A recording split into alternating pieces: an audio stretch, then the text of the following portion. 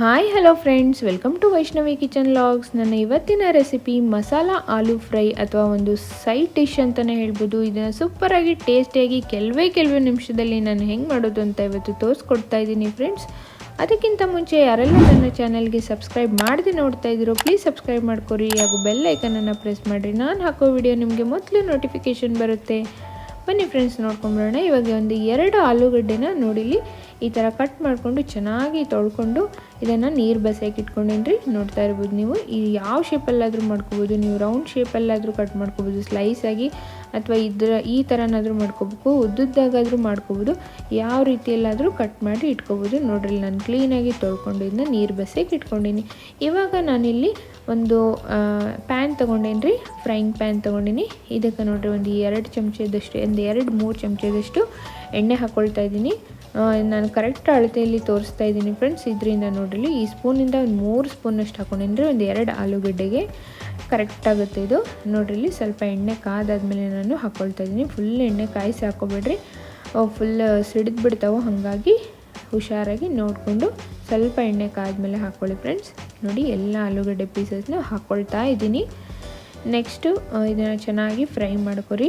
ಇವಾಗ ನೋಡಿದರೆ ಎಣ್ಣೆ ಭಾಳ ಆಗಿದೆ ಅಂತ ಅನಿಸುತ್ತಲ್ವ ಫ್ರೆಂಡ್ಸ್? ಇಲ್ಲ, ಕರೆಕ್ಟಾಗಿ ಆಗಿದೆ. ನೋಡಿರಿ, ನಿಮಗೆ ಮುಂದೆ ಗೊತ್ತಾಗುತ್ತೆ ನೋಡಿದರೆ. ನೋಡಿರಿ, ಇಲ್ಲಿ ಚೆನ್ನಾಗಿ ಫ್ರೈ ಮಾಡ್ಕೊರಿ. ನೆಕ್ಸ್ಟ್ ಇದಕ್ಕೆ ಸ್ವಲ್ಪ ಉಪ್ಪು ಹಾಕ್ಕೊಳ್ಳೋಣ ರೀ. ನೋಡಿರಿ, ನಾನು ಕರೆಕ್ಟಾಗಿ ತೋರಿಸ್ತಾಯಿದ್ದೀನಿ. ಇಷ್ಟು ಉಪ್ಪು ಹಾಕ್ಕೊಂಡ್ರೆ ಸಾಕು.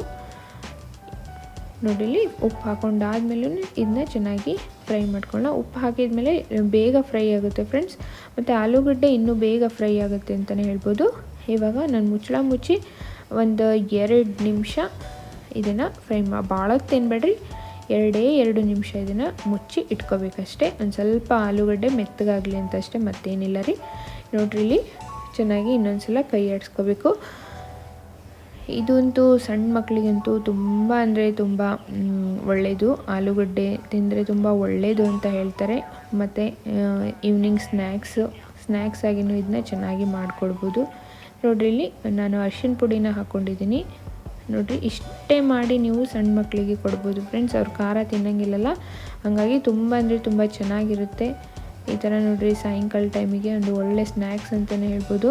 ಮನೆಯಲ್ಲೇ ಆರಾಮಾಗಿ ಈ ಥರ ಡಿಫ್ರೆಂಟಾಗಿ ಮಾಡಿಕೊಡ್ಬೋದು. ನೋಡ್ತಾ ಇರ್ಬೋದು, ಅರಿಶಿನ ಹಾಕಿದ ಇದನ್ನ ಫ್ರೈ ಮಾಡಬೇಕು. ಅರಿಶಿನೂ ಕೂಡ ಆರೋಗ್ಯಕ್ಕೆ ತುಂಬ ಒಳ್ಳೆಯದು. ಹಾಗಾಗಿ ನಮಗೆ ಎಲ್ಲ ಅಡುಗೆಗೂ ಅರಿಶಿನ ಬೇಕೇ ಬೇಕು ಅಲ್ವಾ ಫ್ರೆಂಡ್ಸ್? ಅರಿಶಿನ ಇಲ್ಲದೆ ಒಂಥರ ಅಡುಗೆ ಕಲರ್ಫುಲ್ ಆಗಿ ಕಾಣಿಸೋದೇ ಇಲ್ಲ ಅಂತಲೇ ಹೇಳ್ಬೋದು. ಹಾಗಾಗಿ ಅರಿಶಿನ ಹಾಕ್ಕೊಂಡಾದ್ಮೇಲೆ ನೋಡ್ರಿ, ಎಷ್ಟು ಚೆನ್ನಾಗಿ ಕಾಣ್ತಾ ಇದೆ ಕಲರು.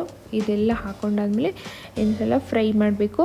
ನೋಡ್ರಿ, ಗೋಲ್ಡನ್ ಬ್ರೌನ್ ಕಾಣ್ತಾ ಇದೆ ಅಲ್ವಾ? ಇಷ್ಟು ಬರಬೇಕಿದು, ಅಂದರೆ ಚೆನ್ನಾಗಿ ಫ್ರೈ ಆಗಿದೆ ಅಂತ ಅರ್ಥ. ನೋಡಿಲಿ, ನೋಡ್ತಾ ಇರ್ಬೋದು ನೀವು, ಕಲರ್ ಚೇಂಜ್ ಆಗಿದ್ದು ಗೊತ್ತಾಗ್ತಾ ಇದೆ. ಇಷ್ಟು ಕಲರ್ ಚೇಂಜ್ ಆದಮೇಲೆ ನೆಕ್ಸ್ಟ್ ನಾವು ಸ್ಪೈಸಸನ್ನು ಆ್ಯಡ್ ಮಾಡ್ಕೊಳ್ಳೋಣ. ಇವಾಗ ನಾನಿಲ್ಲಿ ಗರಂ ಮಸಾಲ ಹಾಕ್ಕೊಳ್ತಾ ಇದ್ದೀನಿ ರೀ. ಯಾವುದಾದ್ರೂ ಹಾಕ್ಕೋಬೋದು. ನಾನು ಇದನ್ನು ಮನೆಯಲ್ಲೇ ಮಾಡ್ಕೊಂಡಿರೋದನ್ನು ಹಾಕ್ಕೊಳ್ತಾ ಇದ್ದೀನಿ.